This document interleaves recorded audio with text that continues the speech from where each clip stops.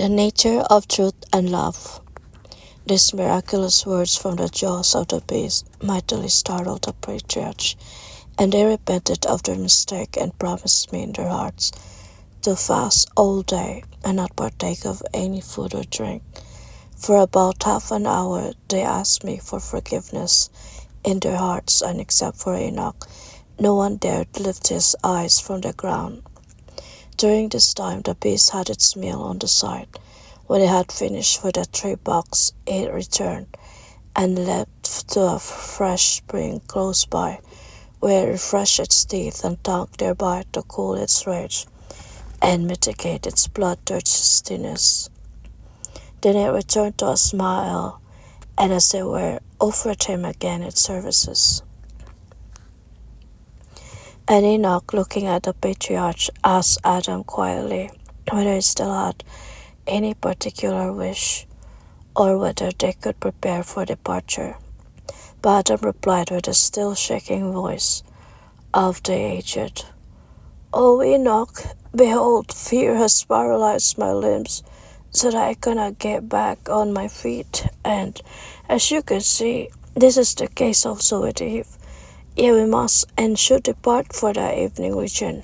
How are we going to get there? And look, dear Enoch, the others are not much better off. Therefore advise us, out of your love for God, what to do. For truly I feel deeply the sin of our indifference, but at the same time also the weakness of my limbs. O truth, how very powerful you are. This beast faithfully portrays your relentlessness. You spare no one, be it the first or last inhabitant of the earth. You do not care about age. You strike the fathers with their children and do not spare their weak mothers. You force our heads to the earth and paralyze our limbs to inactivity. Where is there still a being, except God, that could bear the whole burden of your weight? O gentle, tender, holy love, if you as Jehovah's most holy blessing of life did not walk arm in arm with truth, then the knowledge of truth on its own is truly the death of man. O children, henceforth do not ever seek truth as such, but only love, and whatever amount of truth this will carry with it shall be right for man and profit him towards life. He to whom the Lord will give more truth than love will be crushed by it, or the Lord himself will have to become his carrier of the weight of truth. Therefore in the future you all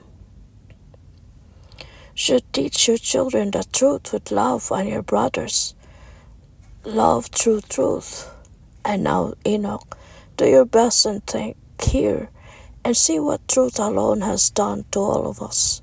O Enoch, combine your supplication with mine, so that the evening may not find us still here. Amen." And Enoch turned in his heart to me, and let the following silent sigh go forth from his breast.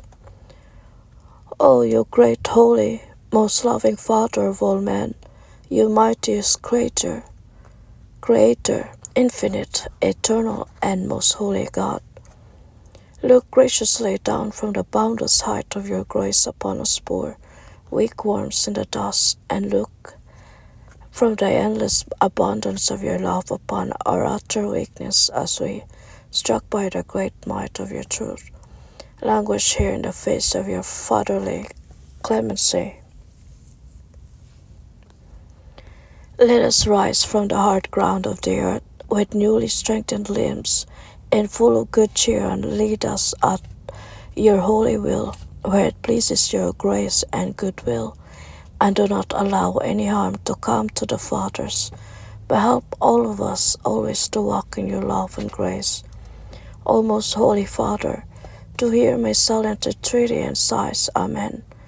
When he had spoken thus in his heart, full of love and living trust, behold, he perceived within him a mightily sweet and holy word, saying, Listen, Enoch, I have heard your sighs, and have granted your request. Go to your fathers, comfort them with a blessing out of my great mercy. Assure them of my promise and help them up, and they will all greatly strengthen, rise like young men, and happily complete their still unfinished journey in accordance with my will.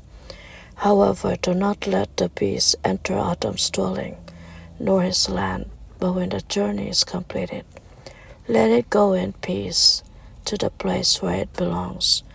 And now go and do as you are bidden, and educate the stranger Ismael to my honor. Amen. Hear this in all love. Amen.